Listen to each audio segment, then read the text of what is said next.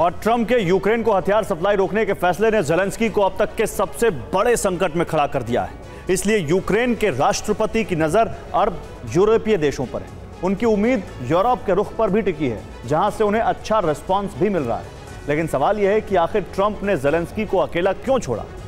असली वजह क्या है, इस रिपोर्ट में देखिए।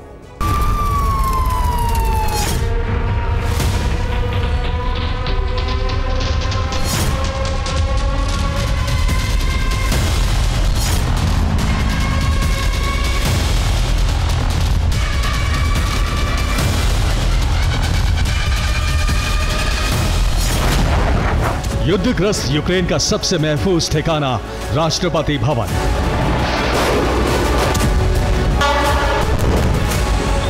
जिसे अमेरिका से मिले डिफेंस सिस्टम ने सुरक्षा कवच में घेर रखा है।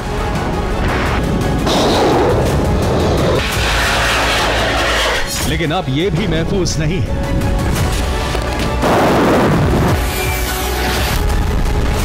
ज़ेलेंस्की के पास बचे विकल्पों में दो ही रास्ते हैं, या तो पूरे यूक्रेन को बचाते हुए रूस के हमले का जवाब दे, या फिर यूक्रेन को रूस के हवाले करके मारियन्स्की पैलेस बचाए। लेकिन दोनों ही सूरत में यूक्रेन का ज्यादा लंबे वक्त तक रूस के खिलाफ मोर्चे पर टिके रहना नामुमकिन हो गया है।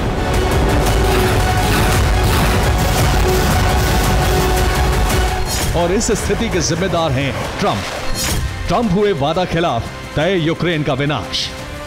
दरअसल ट्रंप ने ऐसी स्थिति बना दी है कि युद्धग्रस्त यूक्रेन को छोड़कर राष्ट्रपति ज़ेलेंस्की को यूरोपियन देशों के दौरे पर निकलना पड़ा है, वो भी मदद की उम्मीद जगाए रखने के लिए।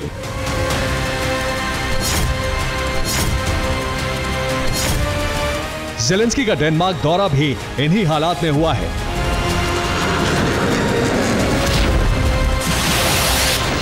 यहां क्या हुआ यह भी हम आपको बताएंगे, लेकिन पहले स्थिति ऐसी बनी क्यों, इसे जान लीजिए। पेंटागन ने अमेरिका के हथियार भंडार का मूल्यांकन किया है, जिसमें पाया गया कि अमेरिका के हथियार भंडार में भारी कमी आई है। इसलिए अमेरिका ने फैसला लिया है कि पोलैंड में रखे हथियार वापस मंगाए जाएंगे। पोलैंड में रखे ये हथियार युद्ध के लिए यूक्रेन को जारी किए गए थे, जिसके बाद यूक्रेन के सामने रूस का सामना करना मुश्किल टास्क बन गया।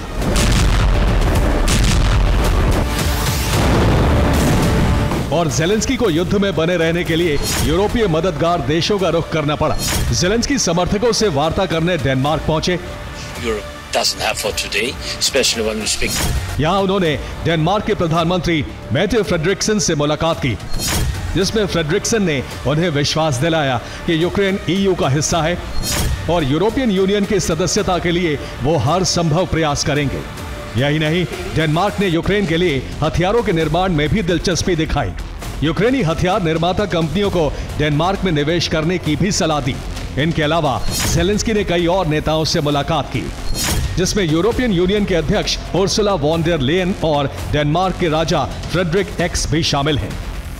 यही नहीं, डेनमार्क में ज़ेलेंस्की ने स्विफ्ट बीट नाम की अमेरिकन फर्म के साथ समझौता भी कर लिया है, जो एक साल में यूक्रेन के लिए हजारों ड्रोन का उत्पादन करेगी।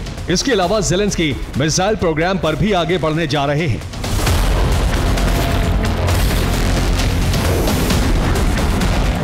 लेकिन इसका यह मतलब नहीं कि अमेरिका के हाथ उठाने से ज़ेलेंस्की को फर्क नहीं पड़ेगा।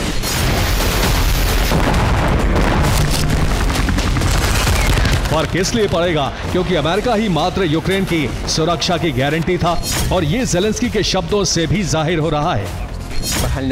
Багато спільних тем, адже це різні люди абсолютно. Але якщо ми говоримо про Україну, ми одразу підтримували ідею безумовної зупинки вогню, яку висував. वहीं दूसरी तरफ ज़ेलेंस्की ने यूरोप से सहायता पैकेज देने का भी आग्रह किया है।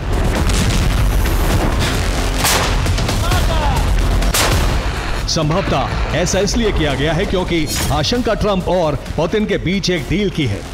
ऐसी डील जिसमें यूक्रेन पर कब्जे के लिए रूस को छूट मिली हो, जिसमें कब्जे के बाद रूस अमेरिका यूक्रेन के खनिज का बंटवारा करे, और आशंका को बल मिला है अमेरिका के रूस के प्रति नर्म रुख दिखाने से, जिसमें 2024 से लागू कुछ बैंक और कंपनियों पर प्रतिबंध हटा लिया गया है।